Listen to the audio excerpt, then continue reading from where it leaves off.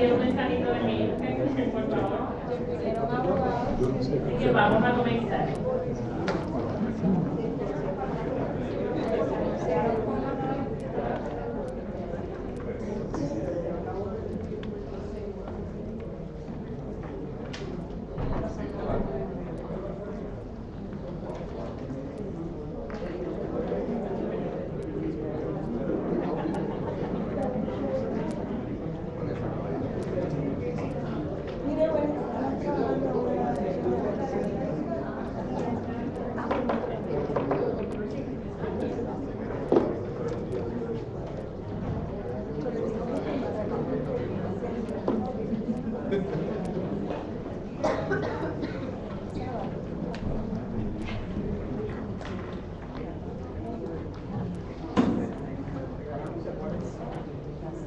Pues voy a proceder a presentar a quienes serán nuestros panelistas para este segundo panel de la primera jornada.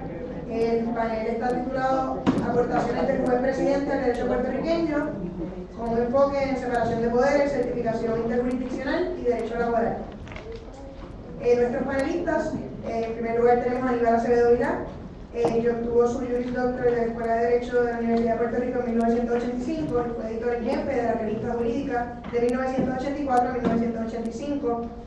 Fungió como oficial jurídico del juez presidente de 1985 a 1986. En 1987 obtuvo el grado de maestría en Derecho en la Universidad de Harvard. Se ha destacado en el servicio público, fungiendo como comisionado residente de 2001 a 2005 y luego como gobernador de 2005 a 2009. Actualmente imparte cursos de Derecho Público aquí en nuestra facultad. José Nieto Mingo se graduó de nuestra Escuela de Derecho en 1989, fungió como oficial jurídico del juez presidente de 1989 a 1990, obtuvo su maestría en Derecho de la Universidad de Harvard también, y actualmente imparte en nuestra facultad los cursos de Obligaciones y Contratos, Jurisdicción Federal, Derechos Reales y Daños y Perjuicios. Silmaria Arismendi se graduó de nuestra Escuela de Derecho en 1992, se desempeñó como oficial jurídico del juez presidente de 1992 a 1993 y obtuvo una maestría en Derecho de la Universidad de Columbia, y actualmente se desempeña exitosamente en la práctica privada. Los dejo con nuestros panelistas, espero que disfruten de este segundo panel. Buenas tardes.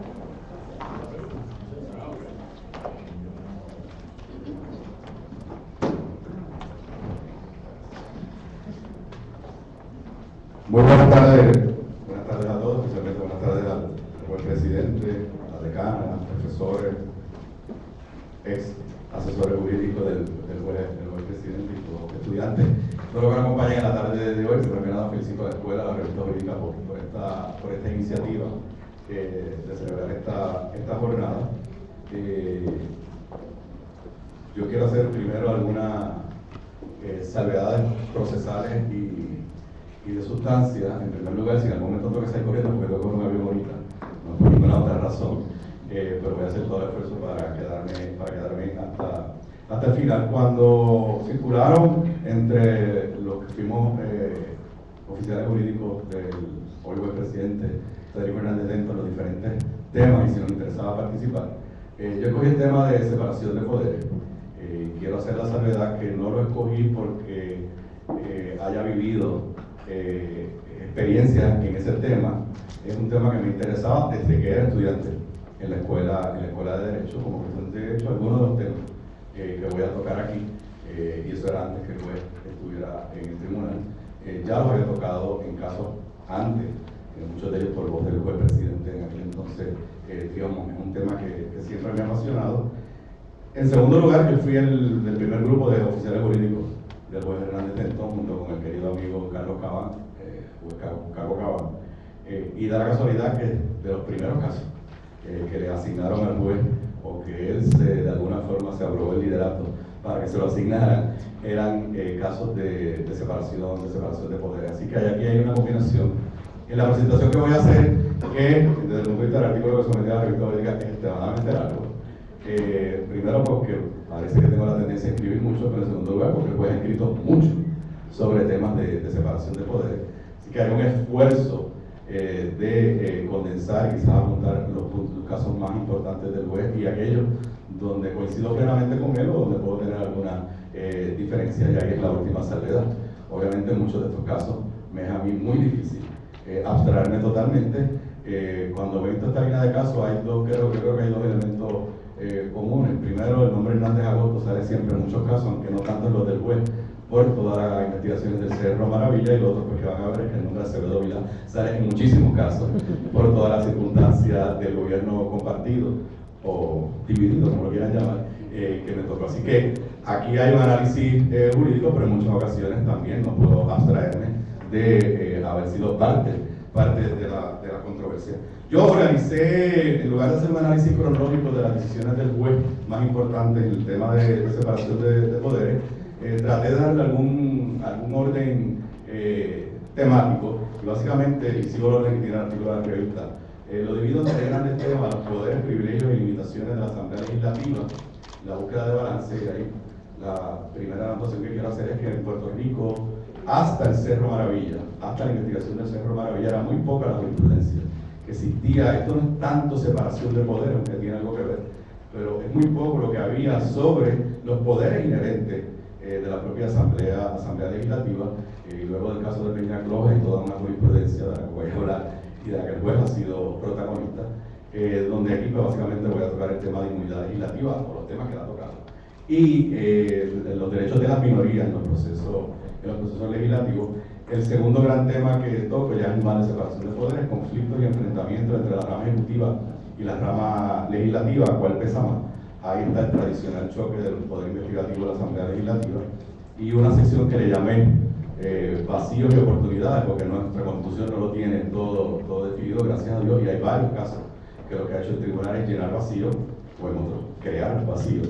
Y el tema de legitimación o standing, que lo ubico en esta sección porque en gran medida las controversias de legitimación en cuanto a legisladores y en algunos casos en cuanto al gobernador son controversias de issues de separación de poderes, si se les reconoce o no se les reconoce legitimación activa. En gran medida lo que está es abriendo o cerrando la puerta a considerar controversias de separación de poderes. Y finalmente, el más breve, creo que en el futuro se puede convertir en el más controversial, conflictos con la propia rama judicial. Son los menos casos, pero sí hay circunstancias donde en la lucha de separación de poderes, una de las partes en la separación de poderes es la propia rama judicial. ¿Cuál es? ¿De qué punto partimos? Pues para mí no hay la más mínima duda que desde que el juez, en aquel momento juez asociado Hernández Dento, llegó al Tribunal Supremo, asumió un liderato en muchas áreas, pero muy particularmente en esta área del derecho constitucional, y yo no tengo la más mínima duda en concluir que por lo menos en la era moderna, si no en toda la historia de nuestro Tribunal Supremo, luego del juez Trías Monge, el juez que más ha aportado al derecho puertorriqueño en el tema de separación de poderes es el juez Hernández Dento, y en ese sentido me parece que hay que reconocerlo. Lo que hago en el escrito es hacer un análisis crítico de toda esa jurisprudencia, como les dije anteriormente, en muchos casos sin poder abstraerme, porque como dije, desde los primeros casos que el juez resolvió, me tocó a mí o a Caco o a los dos o en equipo todos trabajar en esos temas. Uno de los primeros temas que el juez tuvo que atender es el tema de inmunidad legislativa. Vuelvo a lo que les dije al principio: en Puerto Rico, hasta la controversia del Cerro Maravilla prácticamente no había ninguna jurisprudencia. Los pocos casos, hasta que Trías resolvió el caso de Romero Barceló versus Hernández Agosto, el caso sobre las transmisiones por televisión de la vista del Cerro Maravilla, los pocos casos donde había controversias que envolvían a legisladores, ya sea un legislador demandando al presidente, prácticamente ni se discutía el tema de inmunidad legislativa, hasta que Trías lo eleva o le da un contexto puertorriqueño a ese derecho. Yo en otros artículos de revista he comentado, tengo mis serias dudas sobre algunos de los acercamientos del juez Trías Monge a estos temas, pero al juez Hernández Dento le tocó sentar las bases, o por lo menos establecer jurisprudencia en un tema que no se había discutido en Puerto Rico hasta ese momento, y es hasta dónde llega la inmunidad legislativa cuando se trata de decisiones de personal en la rama legislativa. El caso de Belén Ramírez versus Colbert, 1986.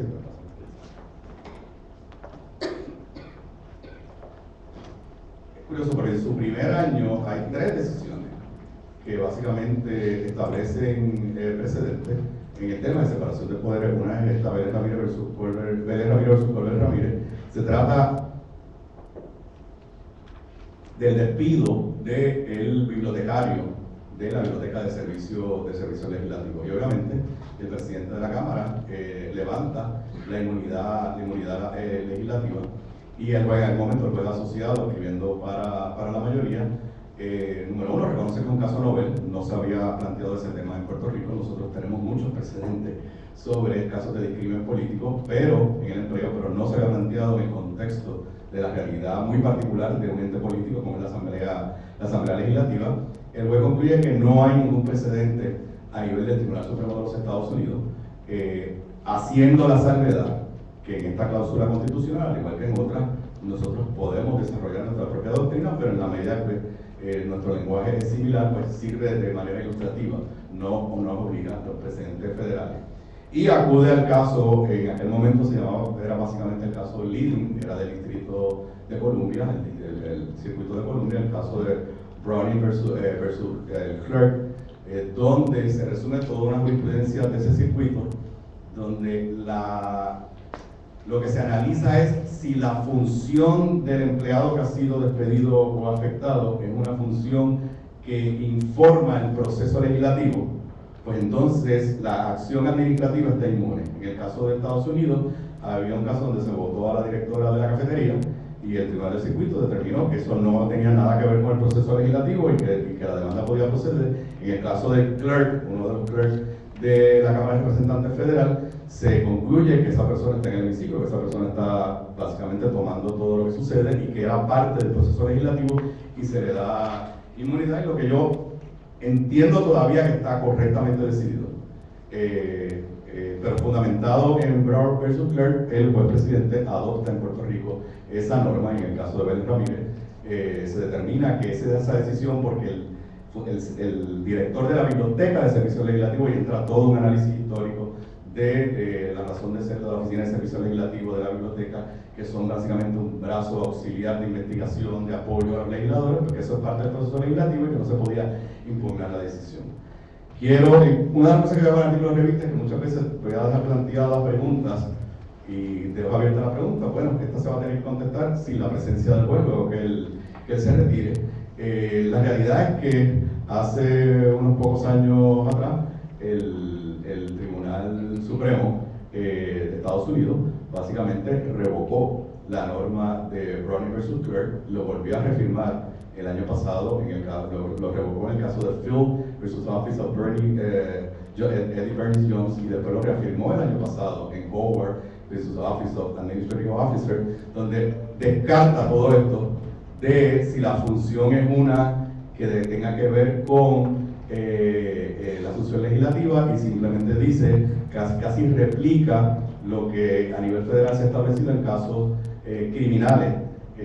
contra funcionarios, contra legisladores, donde tú puedes proceder criminalmente, lo que no puedes es usar evidencia de actos legislativos para poder probar tu caso. Fundamentalmente en ese caso lo que se decide es que a member of Congress may be prosecuted, dice, just as a member of Congress may be prosecuted under criminal statute provided that the government case does not rely on legislative acts or the motivation for legislative acts, so too a member's personal office may be liable under the Accountability Act for misconduct provided that the plaintiff can provide his case without incurring into legislative acts or the motivation for the legislative acts.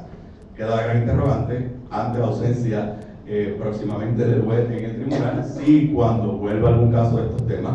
y lamentablemente en Puerto Rico estos casos recurren, se reafirmará la norma de Belén Ramírez, que vuelvo repito, esta ha sido estableció precedente, sigue siendo precedente hasta el día de hoy, pero en la medida que el juez Hernández Denton descansó en jurisprudencia del circuito para el Distrito de Columbia, pues alguien podría plantear, pues podría ser ahora el momento de revisar nuestra norma.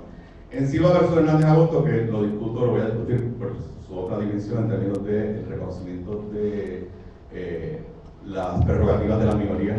legislativas, fundamentalmente sigue la norma establecida de que hay una dicotomía entre acto legislativo, declara inmune a los presidentes de los cuerpos, al presidente del cuerpo y al presidente de la comisión, pero no al secretario del Senado y al sargento de armas. No estamos aquí para discutir la racionalidad de esta norma, pero fundamentalmente sigue la norma federal y la norma que se ha establecido en Puerto Rico. Después, en el 99, vuelve a establecer precedente el juez presidente en el caso de Inre Figueroa Vive, nuevamente un caso del Cerro Maravilla, En el caso de Inés Figueroa Vive, uno de los fiscales que había sido privado de ejercer la profesión, porque fue de los fiscales que participó en los actos de encubrimiento, que había sido desbarrado en el 91, si mi memoria no me falla, pide un proceso de reconsideración. En el proceso de reconsideración le pide al comisionado que el tribunal había nombrado que cite a Héctor Rivera Cruz, que es otro personaje que sale en muchos de estos casos, porque él quería de alguna forma usar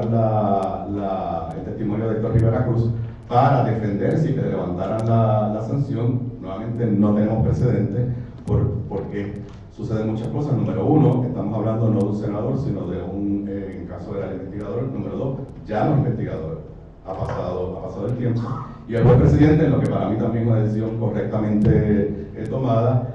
aclara que la protección de la inmunidad se extiende a ayudantes cuando sus actuaciones son parte del proceso legislativo y hubiesen gozado de inmunidad de haberle realizado el propio legislador. La renuncia a este privilegio por un miembro de la Asamblea Legislativa tiene que ser explícita e inequívoca.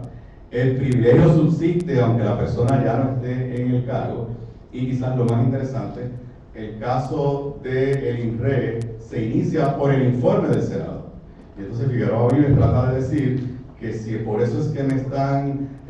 procesando a mí éticamente, pues yo debería tener acceso a los que de alguna forma participaron en esa investigación, y el tribunal, por poder del juez presidente, resuelve que el hecho de que el caso, la sanción original esté basada en un informe de la Comisión del Senado, eso no se puede interpretar como una renuncia del Senado, en este caso del investigador, al privilegio de la inmunidad parlamentaria. Luego, en el 2006, el caso que también lo trataré de discutir brevemente más adelante, el famoso caso del IBU, donde la legislación había sido aprobada según mi entendimiento, y sin embargo no se me enviaba a mí, cumpliendo el mandato constitucional, para que la firmara, y yo llevé un mandamus para que el tribunal le ordenara al presidente del cuerpo, José Aponte, que firmara una ley que entendíamos que había sido ya debidamente aprobada. El juez hace también otra distinción nueva en derecho puertorriqueño, a mi entender también correcta, acude nuevamente al derecho comparable americano, más que nada del common law, porque no había casos federales, sino casos estatales, donde se concluye que firmar una ley ya debidamente aprobada es un acto ministerial y no es un acto legislativo, y que por ende no estaba cobijado por la inmunidad. Y en el último caso de esta línea de casos de inmunidad, en el caso de Córdoba y Curreri versus Cámara de Representantes, ahí no hay nuevo precedente, ahí solamente hago un comentario. Es el caso donde unos ciudadanos demandan a la Cámara y el Senado para que se ponga en vigor el referéndum de la unicameralidad. Como no recordarán, era un beauty contest, y lo único que decía es que si el pueblo lo aprobaba, entonces la legislatura aprobaría una enmienda constitucional. Ahí lo curioso es que el juez resuelve, a nombre del tribunal, resuelve los méritos del caso, diciendo que no, eso no procede, pero después resuelve los méritos, dice que de todas formas estarían cobijados en la inmunidad. A mí, pues, lo digo con mucho respeto, cada vez que el tribunal, no solamente él, pero pasa mucho, y particularmente en Puerto Rico, y lo vamos a ver más adelante también, otro caso de él, si tú vas a resolver algo por academicidad, por inmunidad, pues that's it, no tienes que entrar en los méritos. Porque precisamente la teoría detrás de todo esto es que tú tienes que evitarle al que está protegido por la inmunidad que tenga que litigar el caso, que tenga que levantar todas sus defensas. Así que el caso creo que está resuelto correctamente en las dos instancias, pero es una tendencia que a veces vemos peligrosamente en el Tribunal Supremo, de, aunque se vaya por temas de standing, de academicidad, ese tipo de temas, aún así entra en los méritos y en algunas ocasiones entrando en contradicciones. Poder de la minoría en el proceso legislativo, aunque es el que menos anotaciones tiene, probablemente es el más importante, y ese le tocó al juez cuando yo estaba allí. Llegó el caso Silva versus Hernández Agosto, establece precedente. Es precedente hasta el día de hoy, aunque como verán yo creo que ha sido limitado por la vía legislativa, aunque nunca se ha impugnado la legitimación, el debilitamiento, sino la derogación por la vía legislativa. Silva versus Hernández Agosto, otro caso del Cerro Maravillo, donde, sin entrar aquí en los detalles, se establece una norma para que se pueda recibir testimonio en la investigación del Cerro Maravilla ante el oficial investigador y el presidente de la comisión, nada más.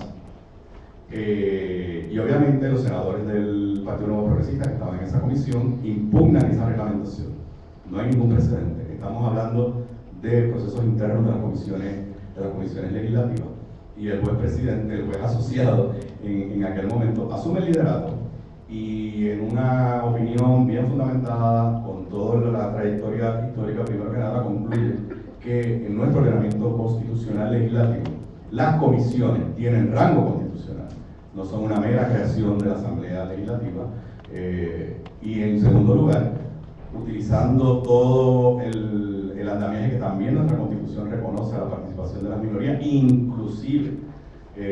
trayendo la participación que se reconoce a las minorías en el proceso legislativo en términos de lo que se llama la cláusula de representación minoritaria, concluye que las minorías, una vez están en la Asamblea Legislativa, tienen un derecho constitucional a participar en todos los procesos esenciales del proceso legislativo, y si la comisión es un proceso esencial, pues las minorías tienen derecho, y que concluye que esa reglamentación del Senado era inconstitucional en la medida que privaba a las minorías de participar del proceso legislativo. No hay la más mínima duda que es un reconocimiento trascendental del rol que tienen las minorías, pero tiene la gran dificultad que estamos hablando de los procesos legislativos, que son procesos internos de los cuerpos y que tienen el riesgo, número uno, de que el tribunal entonces entre a revisar cualquier proceso interno de la Asamblea Legislativa y un poco la gran limitación